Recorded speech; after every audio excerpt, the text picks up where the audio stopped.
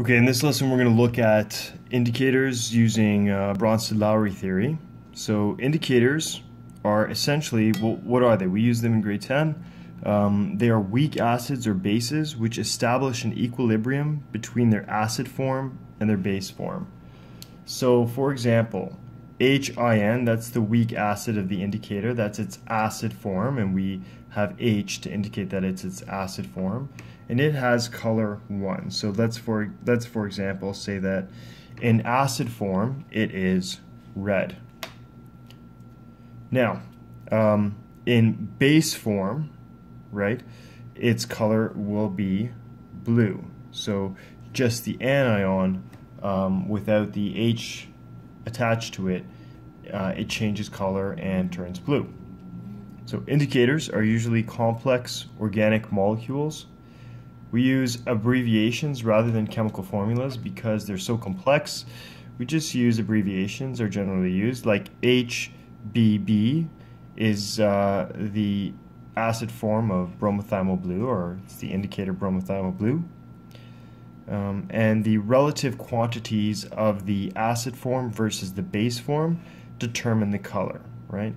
So if you have more of the acid form, then it's going to be more red. If you have more of the base form, then the solution will be blue. And if you have a mix in between, then you'll get a mix of the color, right? So like in this case, the red and blue would produce a purplish color. Right, so our eyes are not sensitive enough to detect an exact color change, so when these two have equal concentrations, and so we see color over a pH range. Okay, so we see the shifting in color. So how are we using indicators in terms of Bronsted-Lowry theory? Well, we just take a look at this system. So again, let's take a look at the H, and I'm just being, general, so the indicator, the acid form of the indicator. Right? If I do a double arrow here, right? So let's take a look at this system. It produces H plus and IN minus. Remember, this color is blue and this color is red. Okay. So if you add more acid, so if you put the indicator into a solution and you add more acid, well, what's happening to the change in H plus concentration? Well, H plus concentration goes up.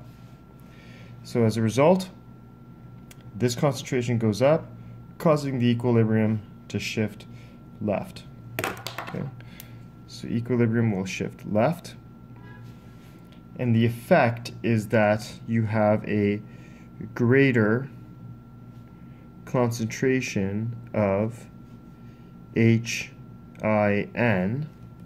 which means you would have red color observed, right? Because it has shifted left, so there's now more of this species, and that species is red, so therefore it's red. So that's how the acid-base indicator works. The indicator, if you add acid, this H plus goes up here and it shifts to this species, which is red, and that's what you see.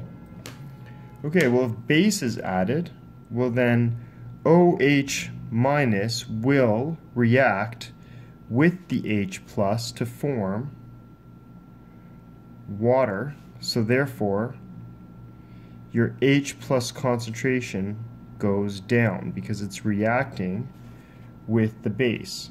So this concentration decreases because it's reacting with OH minus, causing this equilibrium to shift right.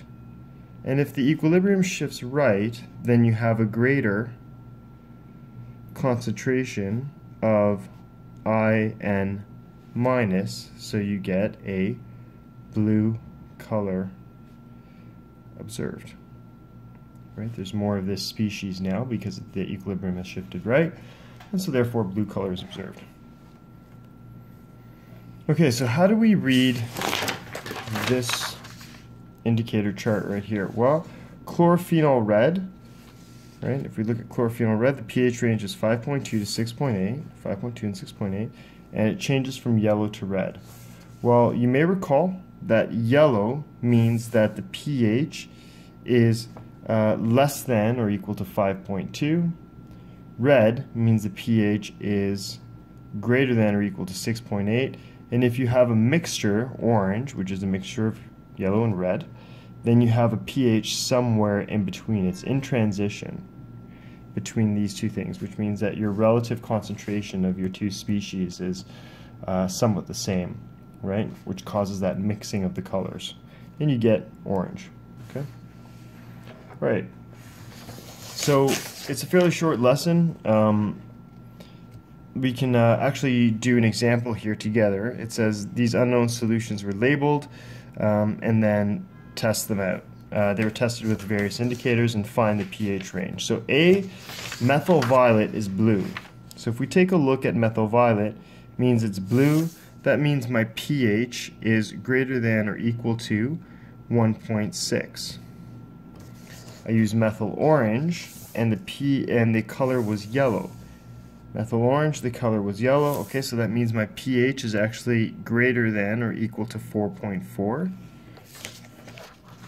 Methyl red, it said that the color here was red. So methyl red, the color was red. Oh, that means that the pH is less than or equal to 4.8. And they tested it with phenolphthalein and it was colorless. Phenolphthalein is colorless, which means that it's less than or equal to 8.2. So if I look at this, I know the pH has to be greater than 1.6. I know it has to be greater than 4.4, but it is not greater than 4.8. It's actually less than 4.8, and obviously then less than 8.2. So therefore the pH range is somewhere between 4.4 and 4.8. And I think that is enough of an example to help you understand how to complete the remainder of the homework. Thanks for watching.